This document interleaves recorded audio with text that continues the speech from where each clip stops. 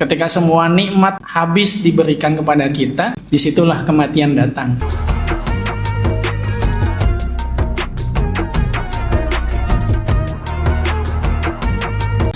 Judulnya Zikir dan Syukur. Bismillahirrahmanirrahim. Fadhkuruni adzkurkum washkuruli wala takfurun.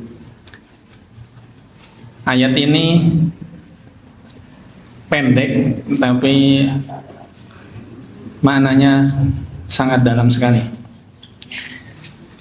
Itu firman Allah dalam surat Al-Baqarah ayat 152. Maka ingatlah kalian kepadaku, aku pun akan mengingat kalian, dan bersyukurlah kepadaku, dan janganlah kalian mengingkariku. Di slide yang keduanya, tafsir ayat fadkuruni, ingatlah aku, yaitu dengan ketaatan secara lahir batin. Ya, tadi disampaikan oleh Pak Rafiq bahwa semua pasti mengaku bahwa saya makhluknya Allah, ciptaan Allah, tapi tidak semua menjadi hambanya Allah. Nyatanya banyak muslim tapi tidak semua sholat. Nyatanya banyak yang mengaku muslim tapi tidak semua berpuasa. Jadi tidak semua yang menjadi ciptaan Allah itu mau menghambakan dirinya kepada Allah. Sehingga makna zikir mencakup zikir dengan lisan, hati, dan anggota badan. Zikir dengan lisan contohnya adalah sebagaimana disebutkan dalam kitab Al-Muntakhab, adalah membaca hamdalah, tasbih, tahmid, serta membaca kitab Allah Ta'ala Al-Quran. Zikir dengan hati adalah merenungkan dalil-dalil yang menunjukkan kewajiban-kewajiban syariat, janji dan ancaman Allah, sifat-sifat ketuhanan, serta rahasia-rahasia ilahiyah.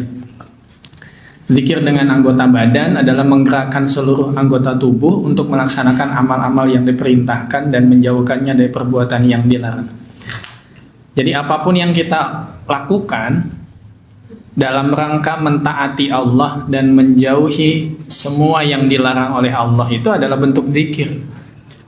Secara bahasa tadi adalah zikir itu mengingat, menyebut Allah kapanpun dan dimanapun. Jadi ketika ada orang bermaksiat, sebenarnya dia sedang melupakan Allah. Ketika ada orang yang melakukan dosa, sebenarnya dia sedang tidak mengingat Allah. Kalau dia selalu mengingat Allah setiap detiknya, setiap nafas, helaan nafasnya, maka dia nggak bakal berani untuk melakukan maksiat. Sebagaimana yang sering disampaikan oleh Pak Irwan dalam banyak kajian, ada namanya konsep ihsan. Ihsan itu adalah merasa diri itu diawasi oleh Allah. Beribadahlah seolah engkau melihat Allah, tapi tentu kita tidak bisa melihat Allah, tapi yakinlah bahwa Allah melihat apa yang kita lakukan. Baik, yang ketiga, adzkurkum maksudnya apa? Aku akan mengingat kalian, yakni aku akan membalas kalian dengan pahala. Karena pahala adalah hasil dan buah dari zikir itu sendiri. Dalam Sahih Bukhari dan Muslim disebutkan, man dzakarani fi nafsi dzakartuhu fi nafsi, wa man dzakarani fi mala'in dzakartuhu fi mala'in khairin min mala'in. Barang siapa yang mengingatku dalam dirinya, maka aku akan mengingatnya dalam diriku. Kita diingat direksi aja bisa jadi bahagia. Ada pejabat tiba-tiba nginget namanya Mas Maulana, itu kan kebanggaan. Koncoku jadi pejabat misalnya. Ini yang mengingat nama kita dalam dirinya itu adalah Allah pencipta alam semesta ini. Siapa yang mengingatku dalam dirinya, maka aku akan mengingatnya dalam diriku. Kita diingat sama Allah, maka kebahagiaan seseorang itu tergantung seberapa banyak dia mengingat Allah. Kita kan selalu dibatasi ya. Habis sholat baca tasbih cuma 33 kali. Itu juga kalau slow, kalau ada waktu, kalau lagi nggak gelisah, kalau lagi nggak punya masalah. Karena ibadah kita akan lebih khusyuk ketika masalah datang.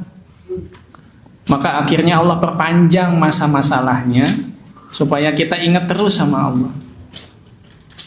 Maka ingatlah Allah ketika bahagia supaya Allah mengingat kita ketika susah. Kalau kita ingat Allahnya pas mentok, pas lagi susah, nggak bisa kemana-mana, baru ingat sama Allah, memang nggak salah. Cuma selama ini kemana aja? Akhirnya Allah akan memperpanjang masalah itu supaya kita terus-terusan nangis, sholatnya jadi tambah khusyuk. Kalau sholat lagi bahagia mungkin cuma pakai kaos, ada gambar macam-macam, ada tulisannya. Ketika sholat lagi punya masalah, pakai peci, pakai minyak wangi, pakai sorban, sejadah digelar, sholatnya aja bisa berderai air mata. Karena kita ingat Allahnya pas lagi sulit, maka Allah perpanjang kesulitan itu. Maka mumpung lagi bahagia, perbanyak mengingat Allah. Yang keempat, setelah tadi perintah Allah tentang zikir, perintah yang kedua adalah tentang syukur. Washkuruli, dan bersyukurlah kepadaku atas segala nikmat yang telah aku anugerahkan kepada kalian. Maknanya sama dengan washkuruni. Washkuruni dengan washkuruli itu artinya sama.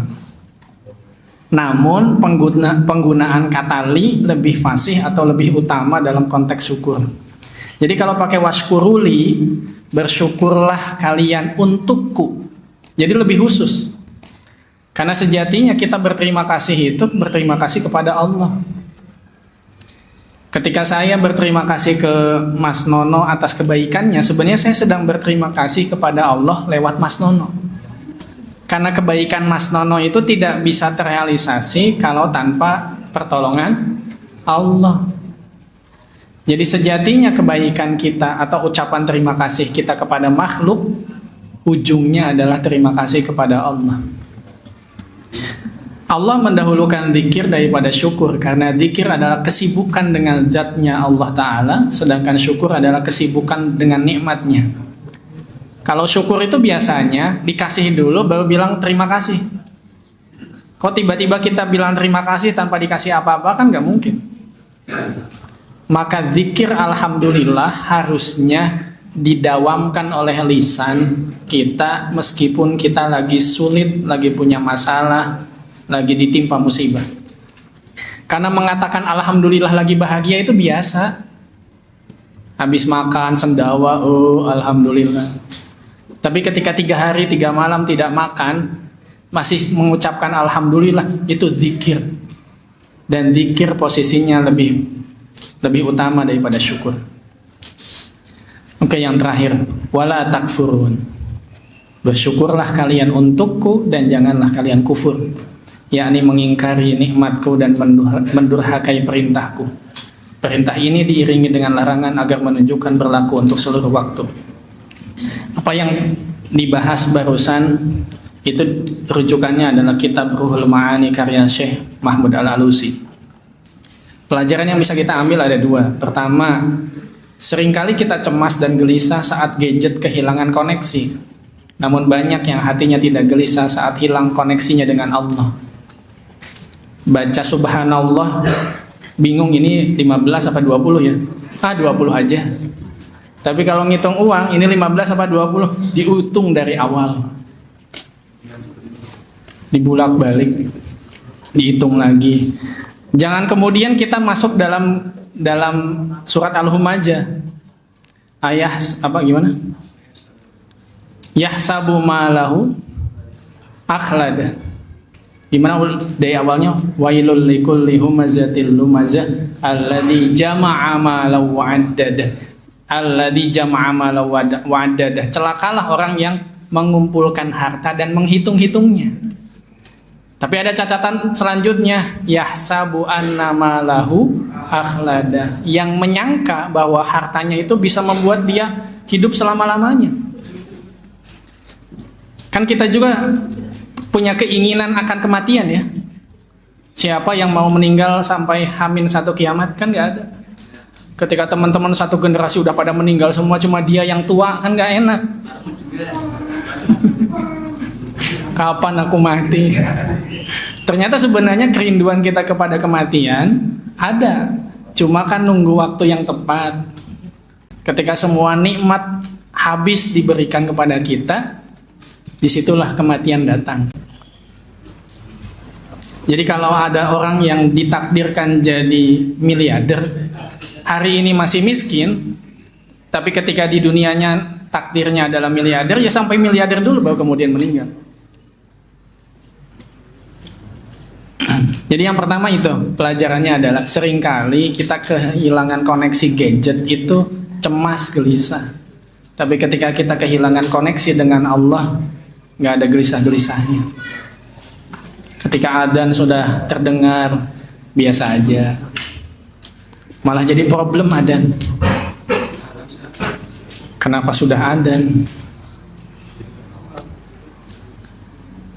Itu yang pertama. Yang kedua, sesulit apapun hidup, asal besar rasa syukurnya, semua akan baik-baik saja. Jangan sampai karena meratapi keadaan, kita dinilai oleh Allah sebagai orang yang tidak ridho kepada takdirnya. Sebagai penutup, saya pernah dengar dulu di pesantren ada kiai yang dijuluki Kiai Alhamdulillah. Karena lagi bahagia, Alhamdulillah. Dimarahin istrinya, Alhamdulillah. Ditipu tetangganya, Alhamdulillah. Jatuh, Alhamdulillah. Maka perlu kemudian kita belajar kepada orang tua kita dulu. Ketika ada anaknya jatuh dari motor di jalan, terus motornya rusak, Alhamdulillah, untung bukan kakimu yang rusak. Jadi selalu mengafirmasi dalam diri kita ketika mulai bangun tidur. Maka kemudian syariat agama kan mengajarkan kepada kita bangun tidur saja, Alhamdulillahilladzi ahyana ba'dama amatana wa ilaihin nusyur. Karena banyak orang yang tertidur nggak bangun lagi. Tahu-tahu bangun sudah di alam barzah. Kita masih bangun. Jadi sesulit apapun masalah kemarin maupun bulan lalu, tahun lalu, dan belum selesai sampai saat ini, nggak apa-apa. Kita masih hidup, masih ada lembaran yang baik, masih ada tahun yang baik. Sesulit apapun 2025, masih ada 2026 yang menjadi misteri. Maka mudah-mudahan di 2026 ikhtiar kita jadi tambah baik, kualitas ibadah kita tambah meningkat. Jadi resolusi 2026 itu nggak usah muluk-muluk. Sholat 5 waktu di masjid, baca Quran yang banyak, doakan perusahaan ini. Sempatkan setiap malam atau setiap habis sholat, fatihai perusahaan ini. Karena meskipun perusahaan ini tidak membuat kita kaya raya, tapi bisa membuat kita hidup, tetap hidup. Tapi bisa menafkahi keluarga kita dan lain sebagainya. Perlu kemudian kita memperbesar volume syukurnya. Gaji berapapun, Alhamdulillah. Supaya enggak pusing, enggak pinjol, enggak judi online dan lain-lain. Naudzubillahi min dzalik.